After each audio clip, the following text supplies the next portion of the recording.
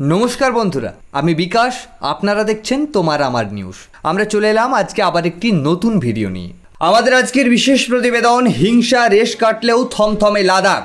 বুধবার লেহেতে সংঘর্ষের পর এখনও কারফিউ বলবৎ রয়েছে। পুলিশের ধরপাকড় অব্যাহত, মাঠে নেমেছে কেন্দ্রও। জানাবো বিস্তারিত আমাদের আজকের বিশেষ প্রতিবেদনে। লাদাখে বুধবার দিনভর বিক্ষোভের জেরে বিজেপির পার্টি অফিসে আগুন ধরিয়ে দেয় ক্ষুব্ধ জনতা। পুলিশের গাড়িতেও আগুন লাগানো হয়। পরিস্থিতি নিয়ন্ত্রণে আনতে কাঁদানো গ্যাসের শেল ফাটায় পুলিশ, চলে লাঠিচার্জ। সংঘর্ষে আহত হয় প্রায় ৮০ জন, যার মধ্যে ৪০ জন পুলিশ কর্মী। প্রাণ হারিয়েছেন অন্তত ৪ জন। ঘটনার পরপরই লেহ সহ গোটা লাদাখে কারফিউ জারি করেছে উপরাজ্যপাল কবীন্দ্র গুপ্ত। শহর জুড়ে মোতায়েন করা হয়েছে পুলিশ ও আধা সামরিক বাহিনী। প্রশাসন সূত্রে খবর, শুক্রবার বিকেলের পরে কারফিউ শিথিল হতে পারে। হিংসার ঘটনার সঙ্গে জড়িতদের গ্রেপ্তার করেছে পুলিশ। ইতিমধ্যেই অন্তত ৫০ জনকে আটক করা হয়েছে। চলছে বাড়ি বাড়ি তল্লাশি। এদিকে পরিস্থিতি সামলাতে লাদাখে বিশেষ দূত পাঠিয়েছে কেন্দ্র। দফায় দফায় বৈঠক করছেন লাদাখের উপরাজ্যপাল। আগামী ৬ অক্টোবর লাদাখের প্রতিনিধি দলের সঙ্গে বৈঠকে বসবে কেন্দ্র।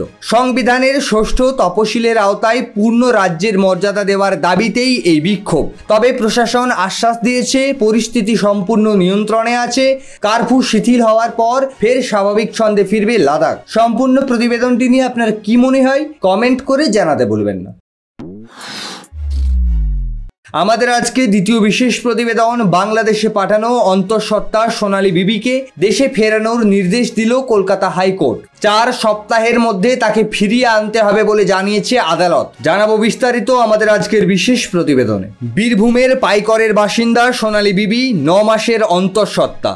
দিল্লি রোহিণীতে স্বামী দানিশ শেখ ও ৮ বছরের ছেলেকে নিয়ে দীর্ঘদিন কাজ করতেন তিনি। কিন্তু গত ১৮ জুন বাংলাদেশি সন্দেহে তাদের গ্রেপ্তার করে দিল্লি পুলিশ। অভিযোগ তদন্ত ছাড়াই সোনালীদের বাংলাদেশে পাঠিয়ে দেওয়া হয়। চাঁপাইনবাবগঞ্জ থেকে তাদের গ্রেপ্তারও করে বাংলাদেশ পুলিশ।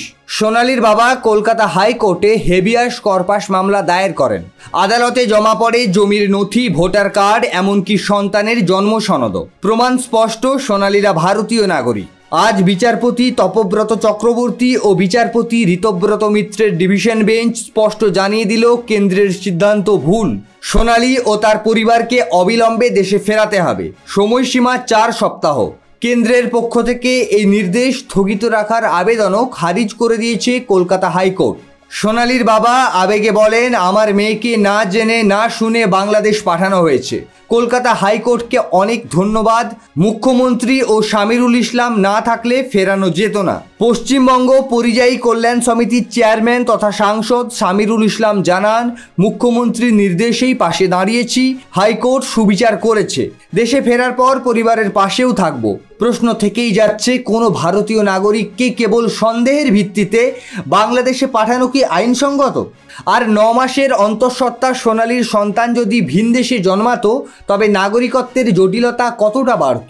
আপাতত কলকাতা হাইকোর্টের নির্দেশে স্বস্তির নিঃশ্বাস ফেলছে সোনালীর পরিবার। সম্পূর্ণ প্রতিবেদনটি নিয়ে আপনার কি মনে হয় কমেন্ট করে জানাতে ভুলবেন না। আমরা আগামীকাল আসছি আবার একটি নতুন ভিডিও নিয়ে। ততক্ষণ পর্যন্ত ভালো থাকুন, সুস্থ থাকুন।